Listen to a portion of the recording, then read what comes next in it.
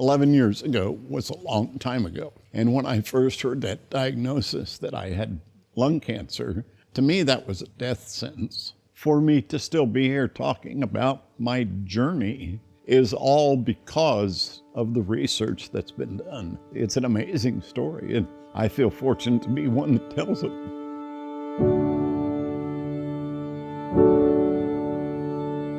Well, I started my first treatment in January 2012 and took 6 different chemotherapy treatments up through 2014. And then my cancer decided to reinvent itself, and it no longer was accepting chemotherapy treatments. And that's when they had to put me on a clinical trial. When I first started on faculty at IU 14 years ago, I couldn't tell a patient with stage 4 that they would be cured. I noticed a complete change in my physical makeup because I'd gone from 186 pounds down to 146 pounds in about 9 months. And I knew that something wasn't right with the chemotherapy that I was being given at that time. I was breaking out in rashes. I was having panic attacks, cold sweats. And that's when Dr. Jalal said, you know, there's probably a good chance that you're not going to be receptive to chemotherapy treatments any longer. If he had not gone on the clinical trial and responded, he would not be here today. He would have no other treatment options. He had seen all the chemotherapy agents that work. Immune therapy saved his life.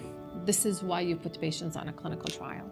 I think those people who are involved with the actual behind-the-scenes research of trying to find treatments for cancer keep doing what you're doing, because there are patients like me who can't thank you enough for what you do. I'm living proof that what you're doing in that laboratory works.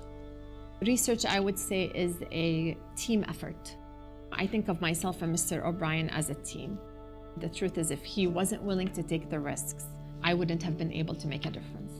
As I sit here and I address those people who are donors, who feel it in their heart to help those with heart conditions, cancer research, Alzheimer's research, when you're digging into your pocket, don't think of it as just digging into your pockets to help us find a cure. Think of it as helping your fellow man. And if I could end with one thing, it would be, what a wonderful world. I see trees of green, red roses too. I see them bloom for me and you. And I think to myself, what a wonderful world.